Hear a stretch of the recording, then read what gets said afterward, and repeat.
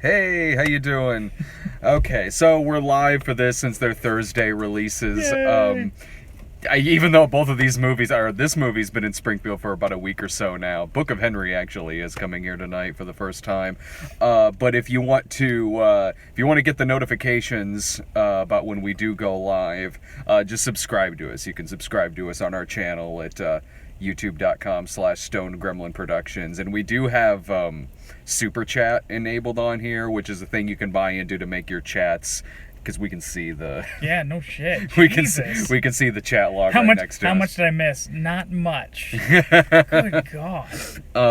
So if you want to opt into that at the end of these, we can answer a question from the super chat. It might be answered in like the video after that, but it does save your super chat log, so we can see it in the log afterwards. So Interesting. anyway, 47 meters down. Finally got a chance to go see this. I was looking forward to this movie, honestly. I like movies like this. What'd you think?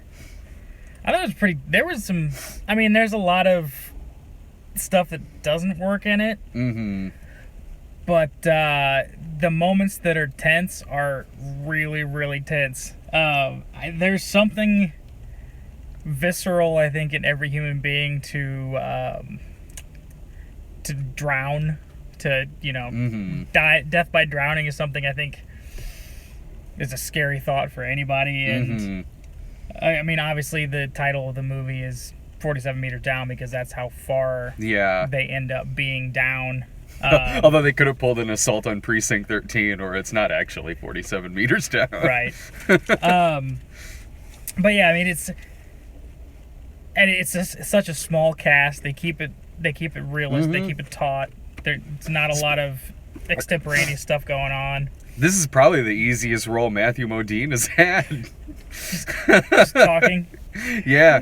Can you hear me? Can you hear me? No, you're right. Like, where this movie works is where it's supposed to work. I do like movies like this, where it gives you this pretty simple plot line, like one you could describe pretty easily. You could pitch this movie really easily. Right. But because of that, you can also really put yourself in this situation, and you kind of a movie like this, you do kind of wonder what you would do if this were to happen. This movie goes right along with movies like The Shallows and Open Water and movies like that. And I like a more suspenseful shark movie like this. As much as the campier ones are fun, as much as the more extreme ones can still be kind of funny, it is nice to go back to shark movies being scary. And it's easy to compare this movie to The Shallows, because that just came out last year. Both movies very simple in their premise. Small casts, straight up serious horror thrillers about sharks. And there are things about this movie that don't work, like you said, but where it does work, it is intense. It's never a boring movie. When shit gets real in this film, there are moments in it where it takes you back a little bit. It takes you aback a little bit. There's parts where you're just waiting for a shark to come out, like, from the darkness of that ocean. Because they can get out of the cage, but there's sharks all around them. And when they're swimming to either get a flashlight or the harpoon gun or something like that, they're just surrounded by darkness. And it's shot well. Because you can't, for all you know, there's a shark just a couple of feet in front of them, and the movie plays with that well. When they light a flare gun later on, you see this big shot of just these three sharks suddenly surrounding them. Parts like that really, really do work. And I thought The Shallows was a better film than this. The Shallows did get pretty cartoonish towards the end. This one really didn't. Not to the level of that The Shallows did.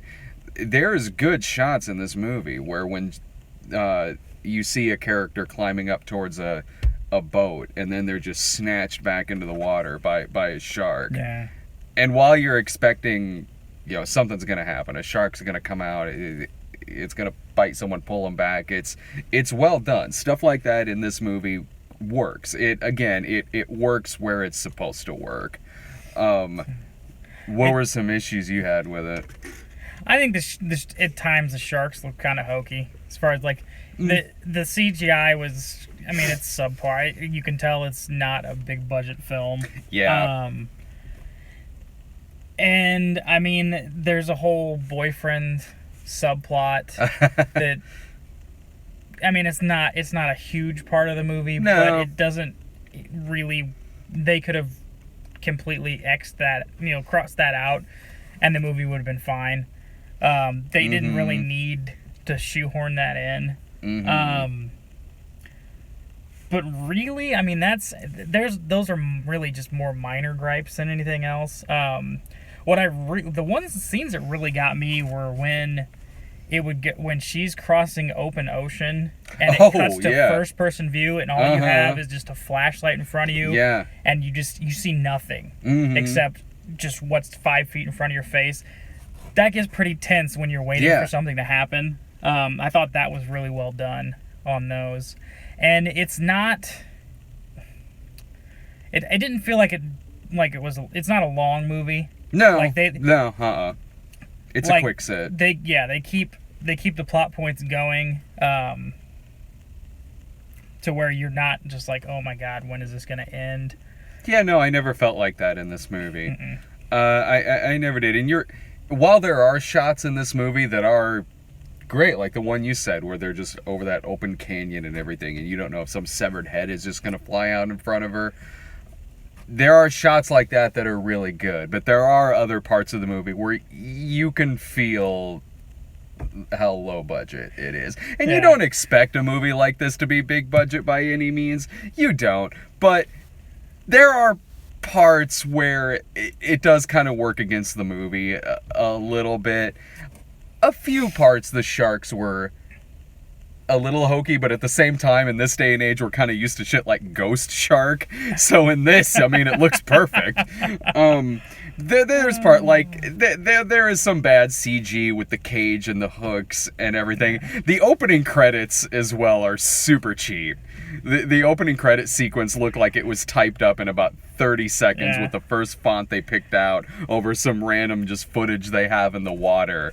Like, they don't even say like written by or directed by. It just says writers, these people, director, and this person. Are we getting back to saying the director's name in front of the title?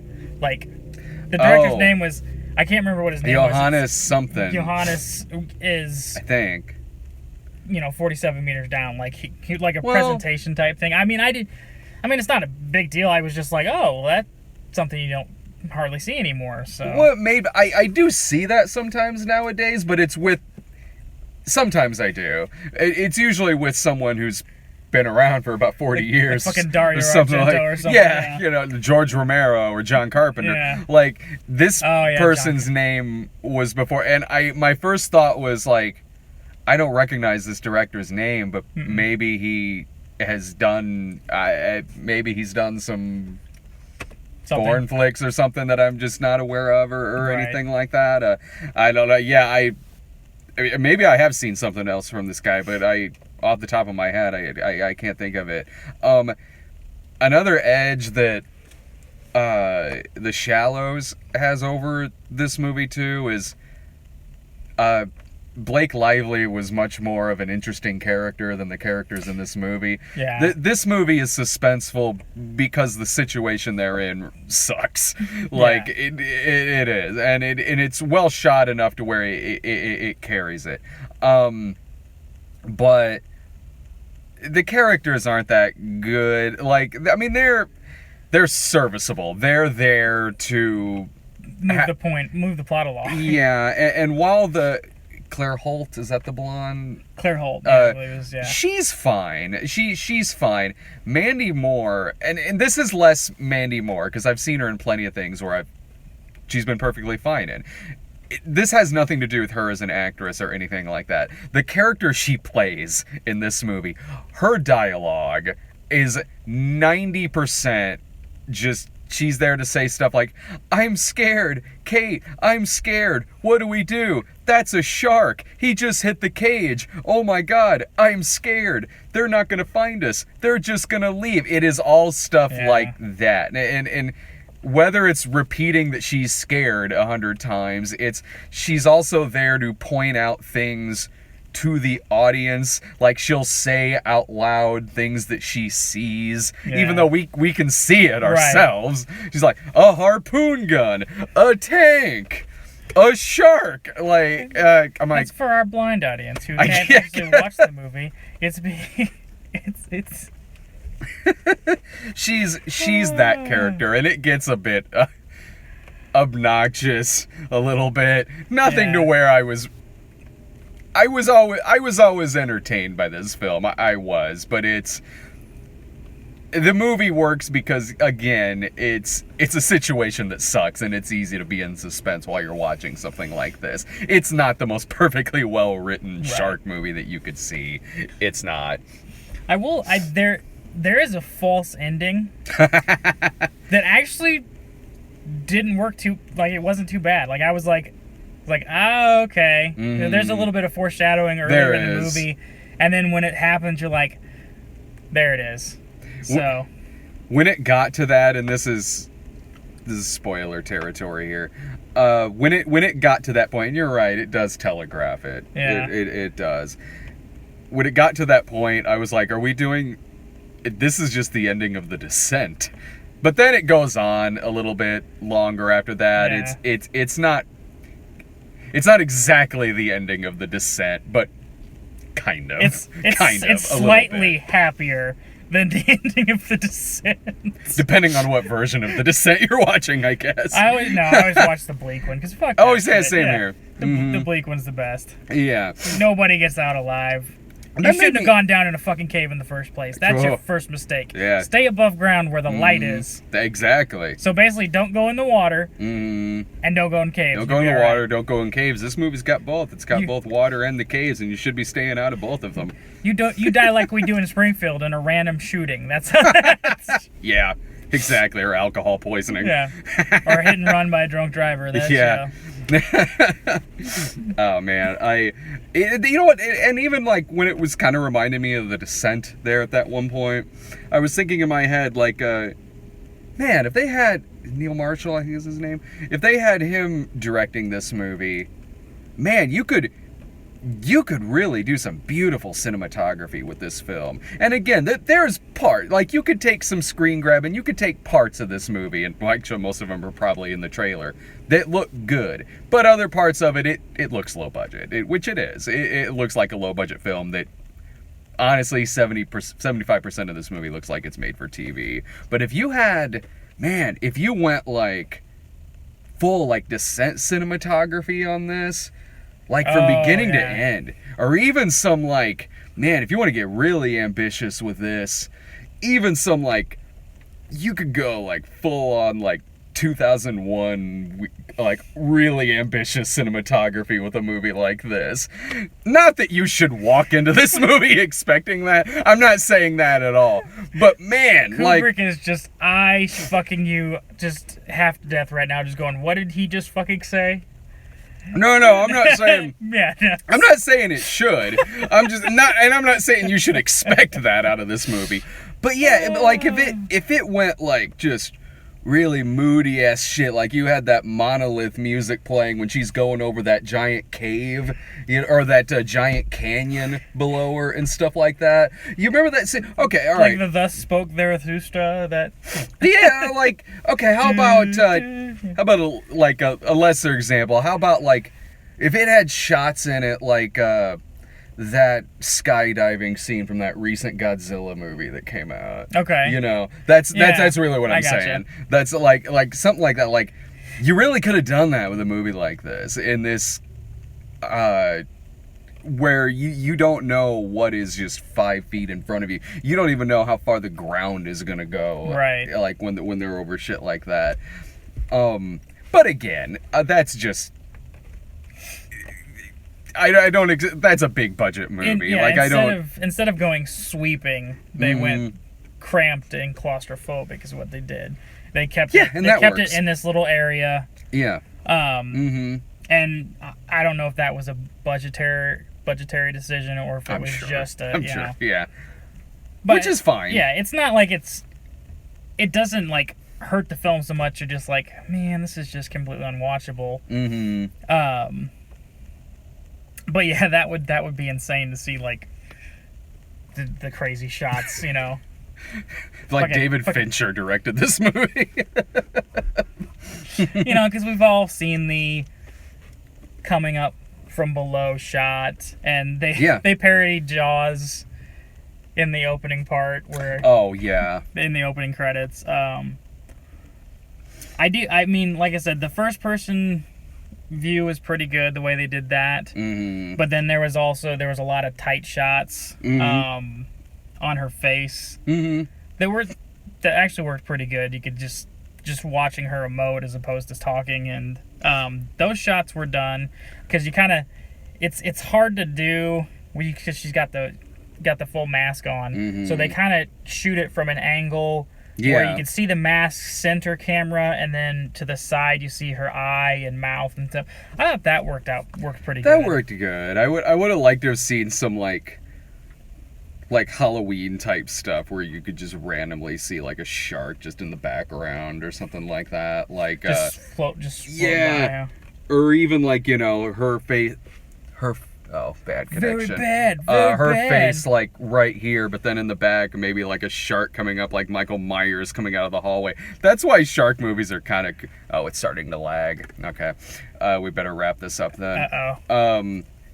I like shark movies are like underwater stalker thrillers. Like I like that. But anyway, so we should wrap this up. You know what this movie is? If you like this kind of movie, it's a solid matinee.